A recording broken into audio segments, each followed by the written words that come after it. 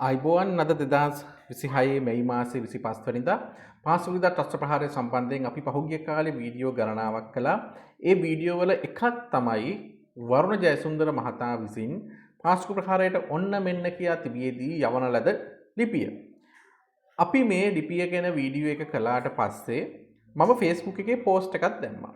මේ පෝස්ට් එකේදී මම දැම්මේ වීඩියෝ එකේ සමරිය.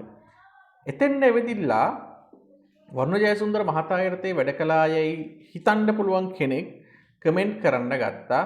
මෙහෙම ලිපියක් නෑ සහ මේ යවපු ලියුමේ ඒ වගේ කාරණයක් අන්තර්ගත වෙලා නෑ කියලා. ඒ කියන්නේ මම කිව්වේ පාස්කුවිදා ත්‍රස්ත ප්‍රහාරයට කලින් ඔන්න මෙන්න කියලා තියෙද්දි වරුණ ජයසුන්දර මහතාගේ අස්තරින් පොලිස් ප්‍රධානයට ලියුමක් යවනවා. ජමීල් කියන පුද්ගලයා ටොපිකල් ලින් එකේදී මරණයට පත් වෙච්ච පුද්ගලයා අන්තවාදී නෙමෙයි කියලා. එතකොට මෙහෙම ලිපියක් නෑ සහ මේ යවලා තියෙන ලියුමේ මෙහෙම අන්තර්ගතයක් නෑ කියලා මේ කියන පුද්ගලයා දැම්මට පස්සේ මම Facebook එකේ පෝස්ට් එකක් දැම්මා. මොකක්ද මේ පෝස්ට් එක? ඒ පෝස්ට් එක තමයි පාස්කුවිදා ත්‍රස්ත ප්‍රහාරයේ ප්‍රධාන කොටස්කරුවෙකු වන ජමීල් නැමැත්තා අන්තවාදියෙකු නොවන බවට පාස්කුවිදා ත්‍රස්ත ප්‍රහාරයට පෙර ත්‍රස්ත විමර්ශන කොට්ටාසයේ පොලිස් පෙතට ලිපියක් යවා ඇති බවට මුල්වරට අප විසින් අනාවරණය කළේ 2019 හෝ 2020 වර්ෂයේදීය. 2023 සිට මේ දක්වා අවස්ථා ගණනාවකදී මේ ගැන අපගේ ලිපි හා වීඩියෝ වලදී සඳහන් කර තිබේ. මේ ලිපිය සම්බන්ධයෙන් පාස්කු විමර්ශනයකට අදාළව මුලින්ම අධිකරණයට කරුණු දැක්වුවේ 2026 අප්‍රේල් 22 වෙනිදාය. ඉන්පසු නැවත ඊයේ දින නීතිපති දෙපාර්තමේන්තුව කරුණු දැක්විය. මෙම ලිපිය ගැන අද දින මා පළ කළ පෝස්ටුවට එවකර TID අධ්‍යක්ෂ වරුණ ජයසුන්දර මහතා යටතේ කාලයක් වැඩ කළ බව පෙනෙන පුද්ගලයෙකු වන මහත්මයෙකු කමෙන්ට් කරමින් එවැන්නක් ජයසුන්දර මහතා සඳහන් කර නැති බව කියා තිබේ. පාස්කු ප්‍රහාරයට අදාළ ෆේක් සහ ලොක් account වලින් දමන කමෙන්ට් වලට පිළිතුරු දිය යුතු නැතත් තමන්ගේ අනන්‍යතාවයෙන් පෙනී සිටින පුද්ගලයන්ට පිළිතුරු දීම අපගේ වගකීමකි. එසේ හේන් ජයසුන්දර මහතා විසින් 2019 අප්‍රේල් 8 වනදා එවකට පොලිස් ප්‍රධානයට යොමු කළ ලිපිය මේ සමග පළ කරමි. වරුණ ජයසුන්දර මහතා පාස්කු ප්‍රහාරයට සම්බන්ධද නැද්ද යන්න මම නොදනිමි. ඔහු ලිපියක් යවා ඇති බව සත්‍ය කරුණකි. ඒ ලිපිය යැවීමට හේතුව සොයා ගැනීමට විමර්ශනයක් කළ යුතුය. පාස්කු ප්‍රහාරය ගැන මා විසින් 2019 සිට මේ දක්වා හෙළි කර සියලු කාරණා ගැන මම වග කියමි කියලා මම පෝස්ට් එක දැම්මා. ඒකට ගොඩාක් ෆේක් account වලින් සහ ප්‍රොෆයිල් එක ලොක් කරගත්තු account වලින් කමෙන්ට්ස් කරනාවක් තිබ්බා. මේ කමෙන්ට්ස් අතර එකක් තිබුණා මෙන්න මේ නමින්. ඒ නම තමයි නාමල් කුමාර. නාමල් කුමාර කියන නමින් කමෙන්ට් එකක් තිබුණා. කවුද නාමල් කුමාර කියන්නේ? නාමල් කුමාර කරලියට එන්නේ 2018 ඔක්තෝබර් මාසෙදී. ඔහු මාධ්‍ය සාකච්ඡාවක් තියෙනවා ගෝඨාභය රාජපක්ෂ සහ මෛත්‍රීපාල සිරිසේන ඝාතන කුමන්ත්‍රණයක් තියෙනවා යයි කියලා. ඔහු මේ මාධ්‍ය සාකච්ඡාව තිබ්බට පස්සේ පසුදින මාධ්‍ය සාකච්ඡාවක් තියෙනවා තවත් පිරිසක්. මහින්ද ආනන්ද අලුත්ගමගේ තුළු පිරිසක්. ඔවුන් කියනවා මේ මොහු ඔපුටා දක්වලා ගෝඨාභය රාජපක්ෂ සහ ජනාධිපති ඝාතන කුමන්ත්‍රණයක් තියෙනවා කියලා. තමන්ව ඝාතනය කරන්න කුමන්ත්‍රණයක් තියෙනවා යයි කියලා මේ දැනට අනාවරණය කරලා තියෙන කතාව මත පදනම් වෙලා මෛත්‍රීපාල සිරිසේන ජනාධිපතිවරයා විසින් රනිල් වික්‍රමසිංහ මහතාව අග්‍රාමාත්‍ය ධූරයෙන් අයින් කරලා 2018 ඔක්තෝබර් 26 වෙනිදා මහින්ද රාජපක්ෂ මහත්මයාව නීති විරෝධී විදිහට අග්‍රාමාත්‍යවරයා විදිහට පත් කරනවා, වෙනම ආණ්ඩුවක් පත් කරනවා. පැහැදිලිවම මේ නාමල් කුමාරගේ මේ ප්‍රකාශය මත තමයි ඒක වුණේ. මෛත්‍රීපාල සිරිසේන ඒ බව කියනවා. අපරාධ පරීක්ෂණ දෙපාර්තමේන්තුව මේ ගැන විමර්ශන පටන් ගත්තට පස්සේ අනාවරණය වෙනවා ගෝඨාභය රාජපක්ෂ ඝාතන කුමන්ත්‍රණයක්වත් මෛත්‍රීපාල සිරිසේන ඝාතන කුමන්ත්‍රණයක්වත් ගැන කිසිම සාක්ෂියක් නැහැ කියලා. නාමල් කුමාර එළියට දාපු හඬපටවල එවන්නක් තිබිලා නැහැ කියලා අපරාධ පරීක්ෂණ දෙපාර්තමේන්තුව කියනවා. ඒවැ තිබුණේ සහකාර පොලිස් අධිකාරීවරයෙක් ඝාතනය කරන්න TID අධ්‍යක්ෂ නාලක සිල්වා කුමන්ත්‍රණය කළා යයි එඟ වෙන කතාවක්. ඒ අනුව තමයි නාලක සිල්වා අත්අඩංගුවට ගන්නෙ. නාලක සිල්වා අත්අඩංගුවට ගන්නේ ගෝඨාභය රාජපක්ෂ ඝාතන කුමන්ත්‍රණයකටවත් මෛත්‍රීපාල සිරිසේන ඝාතන කුමන්ත්‍රණයකටවත් නෙමෙයි. හැබැයි ජනමාධ්‍ය නාලක සිල්වාගේ අත්අඩංගුවට ගැනීම වාර්තා කළේ ජනාධිපති සහ ගෝඨාභය රාජපක්ෂ ඝාතන කුමන්ත්‍රණයකට අත්අඩංගුවට ගත්තා කියලා. එහෙම එකක් නෙමෙයි උනේ. එතකොට දැන් මේ නාමල් කුමාරගේ ප්‍රකාශය මත දින 52 ආණ්ඩුව පටන් ගන්න ඕනේ. නීති විරෝධී ආණ්ඩුව. මේ නීති විරෝධී ආණ්ඩුව කාලේ තමයි මේ පාංශුක ප්‍රහාරය වෙන කාලේ හිටපු ආරක්ෂක ලේකම් හේමසිරි ප්‍රනාන්දු මහත්මයාව පත් කළේ. පාංශුක මේ සයින්ද මර්දු වෙන වෙලාවේ නැගෙනහිර ආඥාපති විදිහට හිටපු අරුණ ජයසේකර මහත්මයාව පත් කළේ ආණ්ඩුව කාලේ. බුදු පිළිම කඩන අවස්ථාව වන විට කෑගල්ල හිටපු නියෝජ්‍ය පොලිස්පති පාල්ති සිරිවර්ධන මහත්මයාව අදාළ ප්‍රදේශයට පත් කළේ මේ දින 52 ආණ්ඩුව කාලේ. ඒ වගේම තමයි මේ දින 52 ආණ්ඩුව මේගොල්ලෝ නීති විරෝධීව පිළිහිටලා මේ ආණ්ඩුව පවත්වාගෙන යන්න නොහැකි තත්වයක් ඇති වෙගෙන යද්දී රටේ නැවත ජාතික ආරක්ෂාව ගැන ප්‍රශ්නයක් මත වුණා. ඒ වවුනතිව් පොලිස් නිලධාරීන් දෙදෙනෙක් ඝාතනය කිරීමත් එක්ක. එතකොට පැහැදිලිවම දින 52 ආණ්ඩුව නාමල් කුමාරගේ ප්‍රකාශයක් මත මෛත්‍රීපාල කරපු වෙනසක්. ඒ නාමල් කුමාර තමයි මෙතෙන්ට ඇවිදලා කමෙන්ට් එකක් දාලා තියෙන්නේ. මොකද්ද ඔහු දාලා තියෙන කමෙන්ට් එක? ඔහු කමෙන්ට් එකක් විතර දාලා තියෙනවා පාංශුක ප්‍රහාරය පිළිබඳ සොයා බැලූ ජනාධිපති පරීක්ෂණ කොමිෂන් සභාව පිටු අංක 8298 සහ 9299 කියවා බලන්න. එහි විනිසුරුවරුන් පැහැදිලිවම නිර්දේශ කර තිබෙනවා බුද්ධි තොරතුරු නිවැරදිව වර්ණ ජයසුන්දර මහතාට ලැබී තිබුණේ නම් මෙම ජීවිත බේරා ගැනීමට හැකිවනු ඇති බව. ඒක නිර්දේශවල තියෙන විදිහක් නෑ. තියෙනවා නම් තියෙන්නේ නිර්දේශවල නෙමෙයි නිරීක්ෂණවල. ඒක නිරීක්ෂණයක්. එම කොමිසම එවැනි ප්‍රකාශයක් නිකුත් කර තිබෙන්නේ වර්ණ ජයසුන්දර මහතාට පමණි. ඒ දරාගත නොහැකි දේශපාලන කෝණයක සිට කටයුතු කරන ඇතැම් පිරිස් තමන්ගේ පටු අරමුණු වෙනුවෙන් කටයුතු කිරීම පාංශුක වින්දිරන්ට කරන ගතියක් කියලා ඔහු දාලා තියෙනවා. මම ඒකට රිප්ලයි කමෙන්ට් එකක් දැම්මා. මගේ කමෙන්ට් එක මම කමෙන්ට් කීපයක් දැම්ම. එකක් තමයි ජනාධිපති කොමිෂන් සභාවේ පිටු අංක 8298 සහ 9299 කිව්වේ මොන වෙලුමේ පිටු අංකද? මොකද වෙලුම් 6ක් තියෙනවා. වෙලුම් 6 අංක යන්නේ වෙන වෙනම. සහ දෙවෙනි වෙලුමේ කොටස් 3ක් තියෙනවා. ඒකේ අංක යන්නේ වෙන වෙනම. මේ පිටු අංක දෙක මොන වෙලුමේද? ඔහු දානවා නැවත ප්‍රතිචාරයක් 8298 වැරදියට ටයිප් වෙලා තියෙන්නේ. නිවැරදි විය යුතුයි 9298 කියලා. ඒ කියන්නේ පිටු අංක දෙක 9298 සහ 99. මම ඒකට රිප්ලයි කමෙන්ට් එකක් දැම්මා. අවසන් වාර්තාවේ පිටු 1000කටත් අඩුයි නේද? පිටු 9000 ගණක් නෑ නේද? උත්තර නෑ. නැවත මම දැම්මා මේකට පිළිතුරක් දෙන්න බැයිද කියලා. උත්තර නෑ. නැවත මම දැම්මා පාස්කු අවසන් වාර්තාවේ පිටු 1000කටත් අඩුයිනේ පිටු 9000 ගණක් නෑනේ කියලා. උත්තර නෑ. නාමල් කුමාර මගේ පෝස්ට් එකෙන් පස්සේ ඔහුගේ Facebook පිටුවේ දාලා තියෙනවා මෙහෙම එකක්. ඔහු දාලා තියෙනවා මේ වරුණ ජයසුන්දර මහතාගේ ඡායාරූපයකුත් එක්ක වරුණ ජයසුන්දර මහතා ගැන විස්තරයක් දාලා තියෙනවා. මොකක්ද ඒක විස්තරය? තියෙන විස්තරය අතරේ එක කොටසක් තියෙනවා මම ඒක කියවන්න. ඒ තමයි ඔහු සඳහන් කරලා තියෙනවා මෙන්න මෙහෙම. ප්‍රභූ ඝාතන කුමන්ත්‍රණයකට අදාළව ට්‍රස්ට් සමර්ථන හා විමර්ශන කොට්ටාසේ හිටපු ප්‍රධානී නියෝජ්‍ය පොලිස්පති කෞශාල් නාලකද සිල්වා මහතා 2018 10/25 දින අපරාධ පරීක්ෂණ දෙපාර්තමේන්තුව විසින් අත්අඩංගුවටගෙන කොටුව මහේස්ත්‍රාත් අධිකරණය වෙත මේ ඉදිරිපත් කළා කියලා. ඔහු ඉදිරිපත් කළේ ප්‍රභූ ඝාතන කුමන්ත්‍රණයක් කියන්නේ මේ ගෝඨාභයවත් නාමයාවත් නෙමේ මේ ප්‍රසන්න අල්විස් මහත්මයා ඝාතන කුමන්ත්‍රණය.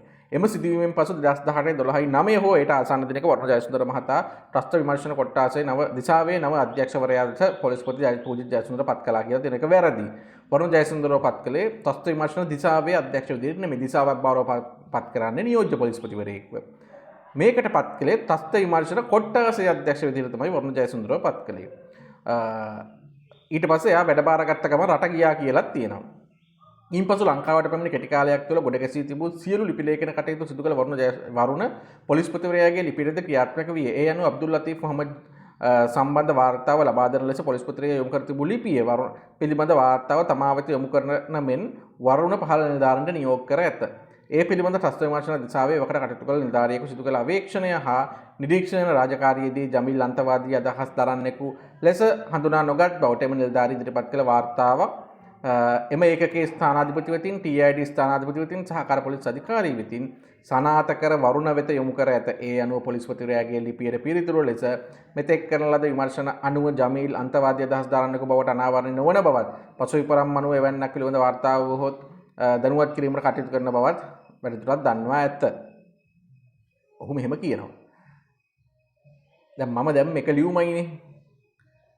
නාමල් කුමාර දන්නේ නැහැ වරුණ ජයසුන්දර තව ලියුම් කීයක් යවලා තියෙනවද කියලා. තව ලියුම් යවලා තියෙනවා. මේ අන්තිම ලියුම අපි විතරයි දැම්මේ. ඊට කලින් තව ලියුම් යවලා තියෙනවා. එතකොට ඊළඟට ජනාධිපති පරීක්ෂණ කොමිෂන් සභා අවසන් වාර්තාව නිකුත් කිරීමේදී ක්‍රියාත්මක කළ යුතු නිර්දේශ ඇතුළත් කර තිබුණි. පිටු 20000කට ආසන්න එම වාර්තාවේ වරුණ ජයසුන්දර මහතා පිළිබඳ පමණක් සහතිකයක් ලබා දී තිබුණි. එනම් එහි සාරාංශයේ වී ඇත්තේ පිටු අංක 9298 සහ 99 බලන්න. අප්‍රේල් 21 ප්‍රහාරය පිළිබඳ නියම තොරතුරු වරුණට ලැබුණේ නම් ජීවිත බේරා ගැනීමට කටයුතු කරනු ඇති බවට වන නිර්දේශයයි. එවන් විනිසුරු මඩුල්ලක් ඉදිරියේ ඇගීමට ලක් වූ වරුණව වත්මන් ආණ්ඩුව STF ප්‍රධාන තනතුරෙන් අයින් කළා කියලා තියෙනවා. මේ කතාව ඇත්තද එතකොට? පාස්කුවරිදා ත්‍රස්ත ප්‍රහාරය පිළිබඳ වෙළුම් 6ක් තියෙනවා. ඒ වෙළුම් 6ේ පළවෙනි වෙළුම තමයි අවසාන වාර්තාව. දැනට ප්‍රසිද්ධියට පත් කරලා තියෙන්නේ මෙන්න මේ අවසන් වාර්තාව. නිර්දේශ වගේ දේවල් තියෙන්නේ මේ අවසාන වාර්තාවේ. අවසාන වාර්තාවේ පිටු 20000කට අධික සංඛ්‍යාවක් නෑ මේ නාමල් කුමාර කියන විදිහට. අවසාන වාර්තාවේ තියෙන අවසන් වාර්තාව ඇත්තටම ඔරිජිනල් එක තියෙන ඉංග්‍රීසියෙන්. ඉංග්‍රීසි වාර්තාව ඇමුණුම් එක්ක පිටු ගණන 739යි. 739යි ඇමුණුම් එක්කම පිටු ගාන. ඒක සිංහලට පරිවර්තනය කරනවා. ඒ සිංහල පරිවර්තනය ඇමුණුම් එක්කම පිටු 801යි. එතකොට පිටු 20000කට වැඩි අවසන් වාර්තාවක් පාස්කුවරිදා ත්‍රස්ත ප්‍රහාරය පිළිබඳ ජනාධිපති කොමිෂමේ නැහැ. පළවෙනි එක. දෙවෙනි එක වරුණ ජයසුන්දර මහතා සම්බන්ධයෙන් මේ ඔහු කියන්නේ පිටු 9000 ගණන් වල තියෙනවා කියලා. අවසන් වාර්තාවේ 9000 ගණන් නැහැ. අවසන් වාර්තාවේ නැවත කියන්නේ සිංහල පරිවර්තනයේ පිටු 801යි ඔරිජිනල් ඉංග්‍රීසි එකේ පිටු 739යි. එතකොට මේ මොකද්ද මේ මොහු කියන්නේ? නාමල් කුමාර කියන්නේ මේ මොකක් ගැනද? ඊළඟට එහෙම නිර්දේශයක් දෙන්න පුළුවන්ද? මොකද හේතුව බොහෝ දෙනෙක් නොදන්න නොකියන හංගන කතාව තමයි නිලාන්ත ජයවර්ධන මහතාට අප්‍රේල් 4 වෙනිදා බුද්ධි තොරතුරු එනවා. 2019. ඒක අප්‍රේල් 5 වෙනිදා තහවුරු කරනවා. ඒ තහවුරු කරගත්තේ කොහොම පොලිස්පතිට දින කීපයකට පස්සේ යවනවා. පොලිස්පතිට නෙමෙයි යවන්නේ සිසිර මෙන්ඩිස් මහත්මයාට ජාතික බුද්ධි ප්‍රදානීට. ජාතික බුද්ධි ප්‍රදානී සිසිර මෙන්ඩිස් 2019 අප්‍රේල් 9 වෙනිදා පොලිස්පති පූජිත් ජයසුන්දරට මේක එවනවා. එවලා ඔහු එව්ව දවසේම පොලිස්පතිවරයා 4 දෙනෙකුට මේ ලියුම යවනවා. කවුද 4 දෙනා? ඒ 4 දෙනා කවුද කියලා පැහැදිලිවම දාලා තියෙනවා පාස්කුවරිදා ත්‍රස්ත ප්‍රහාරය පිළිබඳ කොමිෂන් සභාවෙත්. මොකද මේකේ මිනිට් එක තියෙනවා. ලියුම මිනිට් එකේ තියෙනවා 4 දෙනෙක්. ඒකේ 4 වෙනියා තමයි CTID ඩිරෙක්ටර් CTID මේ 4 දෙනා තමයි බස්නාහිර පළාත පර ජ්‍යෙෂ්ඨ නියෝජ්‍ය පොලිස්පති නන්දන මුණසිංහට යවනවා පොලිස්පතිවරයා පිටපත. අවශ්‍ය ක්‍රියාමාර්ග ගන්න කියලා. දෙවනියට යවනවා ජ්‍යෙෂ්ඨ නියෝජ්‍ය පොලිස්පති සංවිධානාත්මක අපරාධ මද්ද්‍රව්‍ය නිවාරණ සහ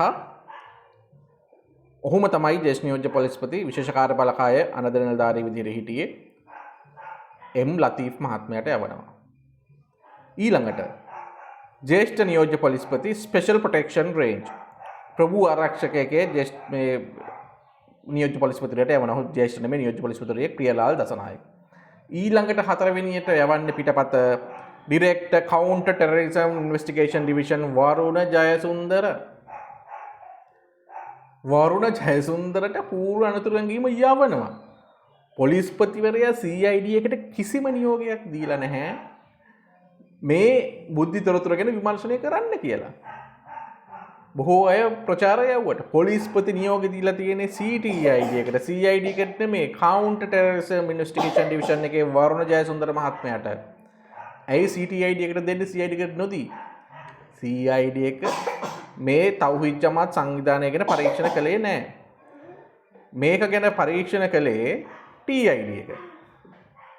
ජාතික තෞහිද් ජමාත් සංවිධානය පිළිබඳව එම සංවිධානයේ නායක මොහොමඩ් සහරාන් හෂීම් පිළිබඳව ජමීල් පිළිබඳව සහ ඒක හිටපු අනිත් අය ගැන දීර්ඝ විමර්ශනයක් 2017 සිට සහ ඊට කලින් ඉඳන් CTID එක කවුන්ටර් ටෙරරිසම් ඉන්වෙස්ටිගේෂන් ඩිවිෂන් එක කරමින් හිටියා. ඒ නිසා තමයි පොලිස්පතිවරයා මේක යවන්නේ වරුණ ජයසුන්දරට විමර්ශන කරන්න කියලා. එතකොට නාමල් කුමාර කියනවා බුද්ධි තොරතුරු යාට හම්බුණා නම් මේගොල්ලන්ට හම්බුණා නම් මේක නවත්ත ගන්න පුළුවන් කොහොමද තිබ්බ කියලා කොමිසම කියනවා කියලා. කොමිසම කියනවා කියන පිටුවංකත් වැරදි. වාර්තා අවසන් වාර්තාවේ එච්චර පිටුවංක ගණනකුත් නැහැ. බරපතලපදේ වරුණ ජයසුන්දර මහත්තයා කිසිම කෙනෙක් ප්‍රශ්න කරන්නේ නැති. ශානි රවි මොකද කළේ කියනවනේ පොලිස්පති නියෝගයක්වත් දෙන්නේ නැතුව.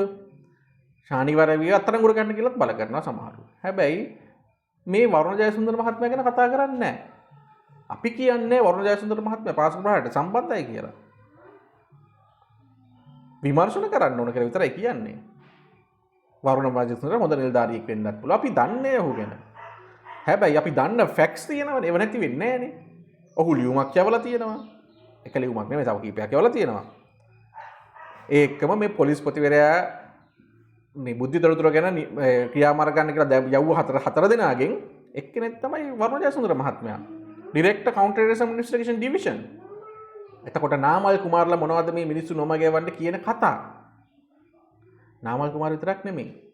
පාස්කෘත ට්‍රස්ට් ප්‍රහාරය ගැන විමර්ශන පටන් ගත්තට පස්සේ සංවිධානාත්මකව ෆේක් account වලින් සහ තමන්ගේ ප්‍රොෆයිල් එක ලොක් කරගත්තු account වලින් වැරදි නරේෂන් එකක් හදාගෙන යනවා. අපේ පෝස්ට් වලට කමෙන්ට් 10 ගණන් දානවා. ගොඩක් ඒවා ෆේක්. කියන්නේ සමහර ඒවා එකම අන්තර්ගතයන් තමයි දාන්නේ. හොඳට බැලුවොත් මේ නාමල් කුමාර දැම්ම වගේ පිටු අංකත් එක්ක දානවා. හැබැයි එහෙම වාර්තාවකුත් නැහැ, එහෙම පිටු අංකත් නැහැ. එතකොට මේ ත්‍රස්ත ප්‍රහාරය මෑත ඉතිහාසයේ ලංකාවේ වෙච්ච දරුණුතම ත්‍රස්ත ප්‍රහාරය සම්බන්ධ විමර්ශන කඩාකප්පල් කරන්න නොමග යවන්න කවුද උත්සාහ කරන්නේ? කාටද ඒ උමනාව තියෙන්නේ? මං හිතන්නේ ඒ ගැන අනිවාර්යයෙන්ම වෙන විමර්ශනයක් කරන්න ඕන. යුද හමුදා අපි වගකීමෙන් කියන යුද හමුදා බුද්ධ්‍යංශයට සම්බන්ධ සමහර පිරිස් යුද හමුදා බුද්ධ්‍යංශයට සම්බන්ධ සමහර පිරිස් ෆේක් account හදාගෙන සමහර දේවල් ෂෙයා කරනවා. CID එක ඒ ගැනත් විමර්ශන කරන්න ඕන. මොකද බුද්ධ්‍යංශයට පඩි ගෙවන්නේ අපේ සල්ලි වලින්නේ. ඒ නිසා ඒ ගැනත් හොයන්න ඕන. අපි සමස්ත හමුදාවට හෝ සමස්ත බුද්ධ්‍යංශයට කිසිම චෝදනාවක් එල්ල කරන්නේ නැහැ. යුද හමුදා බුද්ධ්‍යංශ ඉතාම හොඳ නිලධාරීන් ඉන්නවා. අපේ රටේ වෙච්ච බෙන්ඩ ගියපු සමහර දේවල් වළක්වපු නිලධාරීන් ඉන්නවා. හැබැයි මේ චෝදනාව වෙන්නේ අපරාධ කරපු ටික දෙනෙකුට විතරයි. ඒ ටික දෙනාට නීති ක්‍රියාත්මක කරවීම යුද හමුදාවේ සහ ඒ අදාළ අංශවල වගකීම. එහෙනම් මොකද අපරාධකාරයෝ මේ අංශවල තියාගෙන ඉන්න එකෙන් නැවත අපරාධ වෙන්න පුළුවන් සහ නැවත මේ හමුදාවේ කීර්තිනාමයටයි හොඳ නැත්තේ. ඉතින් අවංකව වැඩ කරන නිලධාරීන් අපි දන්න ඕන තරම් ඉන්නවා. ඒගොල්ලෝ කැමති මේගොල්ලෝට නීති ක්‍රියාත්මක වෙනවට. හැබැයි මේ බහුතරයේ හඬ විදිහට නෙමෙයි එළියට එන්නේ. අර අපරාධ කරුවන් වලින් පෙනී හිටින සුළුතර දේශපාලඥයන්ට මාධ්‍ය අනුග්‍රහය වැඩිපුර ලැබෙන හින්දා ඒ හඬ විතරයි එළියට එන්නේ. ඉතින් අපි ඉල්ලනවා මේ බුද්ධ්‍යංශයේ ඇත්තටම වැඩ කරන හොඳ නිලධාරීන්ගේ හඬත් එළියට ගේන්න මේ අපරාධ කරුවන්ට වහාම නීතිය ක්‍රියාත්මක කරන්න කියලා ඉල්ලනවා. ඒ වගේම තමයි වීඩියෝ අවසන් කරන්න කලින් මතක් කරනවා මීඩියා LK subscribe කරලා නැත්නම් subscribe කරන්න. ඒ වගේම අපි කරගෙන යන ජනමාධ්‍ය වැඩවලට සහයෝගය දක්වන්න කැමති නම් මේ description box එකේ තියෙන link එකට ගිහලා අපිට සහයෝගය දක්වන්නත් ඔබට හැකියාව තියෙනවා. ඒ වගේම තමයි පහුගිය සෙනසුරාදා අපි කරපු podcast එක තියෙනවා වැඩි දෙනෙක් බලලා නැහැ. රණවිරුව ඔය රණවිරුව කියලා කියන අය රණවිරුවන්ට කොහොමද සලකලා තියෙන්නේ කියලා බලන්න ඕන නම් දැනගන්න ඕන නම් ඒ podcast එකත් බලන්න කියලා ඔබට ආරාධනා කරනවා.